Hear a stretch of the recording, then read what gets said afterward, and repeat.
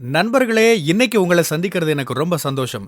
இந்த தளத்துக்கு நீங்க வந்ததுக்கு நன்றி. உங்களுக்காக ஆண்டவர் நெறைய விஷயங்கள வச்சிருக்கிறாருன்றத உங்ககிட்ட பகிர்ந்துக்க நான் விரும்புறேன்.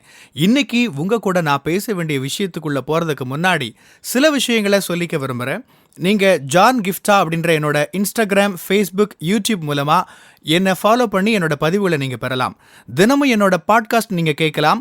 ஆண்டவரோட கிருபையில அதெல்லாம் நல்ல கிரியை செய்து வர்றத நான் பார்க்கிறேன். நீங்களும் அத தினமும் கேளுங்க. நிச்சயமா அது உங்களுக்கு ஒரு பெரிய ஆசீர்வாதமா இருக்கும்னு என்னால சொல்ல முடியும்.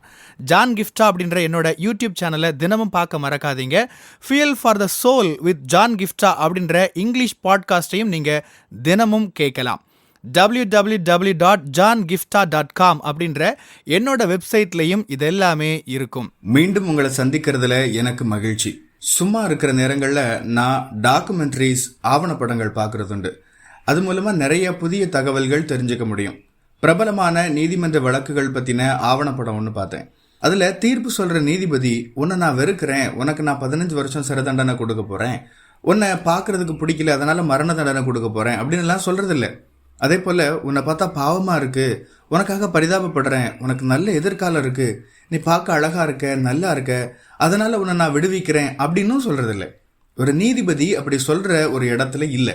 அமெரிக்கா தொடர்பான ஆவணப்படங்கள்ல நீதிபதி அரசியலமைப்பு திருத்தம் இத்தனாவதன்படி அப்படின்லாம் சொல்லுவாங்க.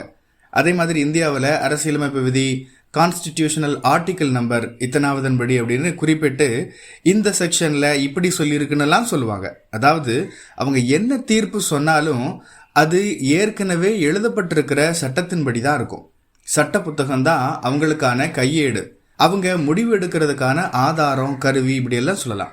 அவங்க எப்படி உணர்றாங்க, அவங்களுடைய உணர்வுகள் எப்படி இருக்கு, அவங்க வாதி பிரதிவாதிகளை விரும்புறாங்க விரும்பல, இப்படியான எந்த விஷயங்களும் தீர்ப்பை மாற்ற போறதில்ல.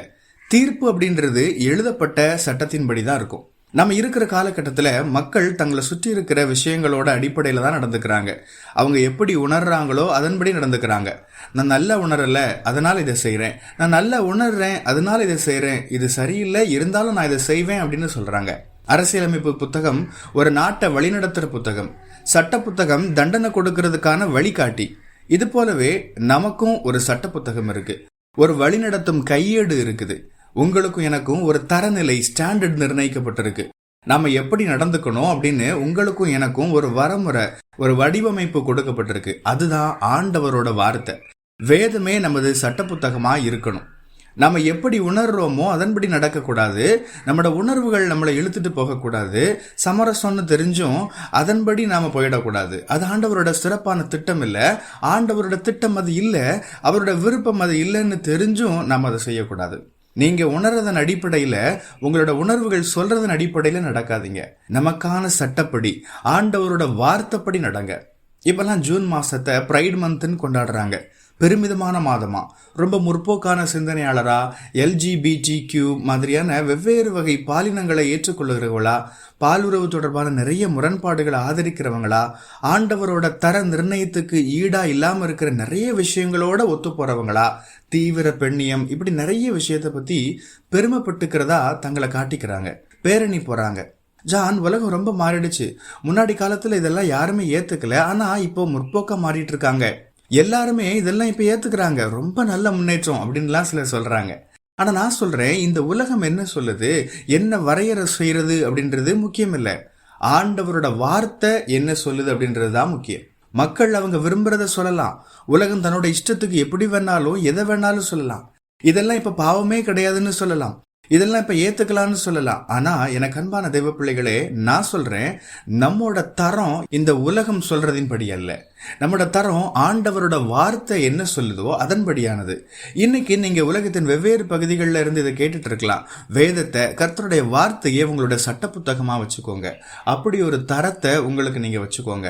நான் தேவனுடைய வார்த்தையின்படி நடக்க போறேன், நான் வார்த்தையில நிலைச்சிருக்க போறேன், வார்த்தையின்படி பேச போறேன், வார்த்தையின் அடிப்படையில நடந்துக்க போறேன், எல்லா சூழல்கள்லையும் வார்த்தையின்படியே என்னோட வாழ்க்கை இருக்கும்னு நீங்க சொல்லுங்க.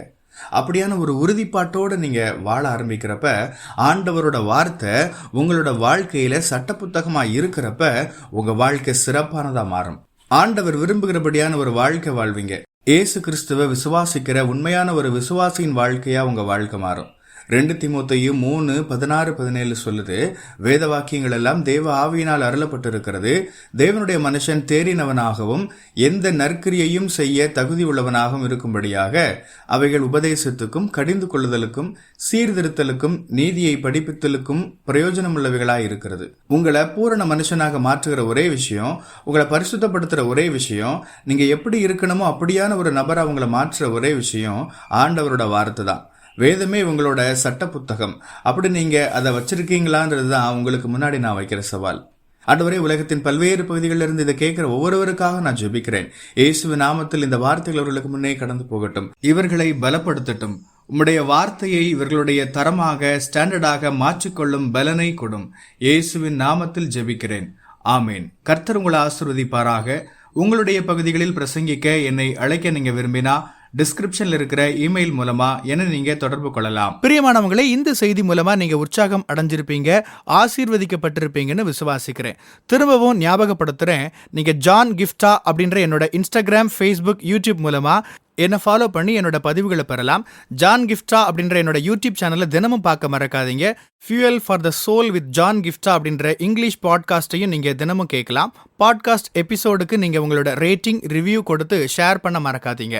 www.johngifta.com அப்படின்ற என்னோட வெப்சைட்லையும் இது எல்லாமே இருக்கும். இந்த ஊழியத்தால நீங்க ஆசீர்வதிக்கப்பட்டிருந்து மற்றவங்களுக்கும் இதே ஆசீர்வாதம் சேரணும்னு விரும்பினா நீங்களும் எங்க கூட சேர்ந்து ஆண்டவரோட ராஜ்யத்தை கட்டுற இந்த பணியை உங்களோட நிதி ஆதரவு மூலமாகவும் தாங்கலாம். கூகுள் பே அல்லது நெட் பேங்கிங் அல்லது பேபால் மூலமா நீங்க ஆதரவு தரலாம். எல்லா விவரங்களையும் டிஸ்கிரிப்ஷன்ல நீங்க பார்க்கலாம். ஆண்டவர் உங்களை ஆசீர்வதிப்பாராக.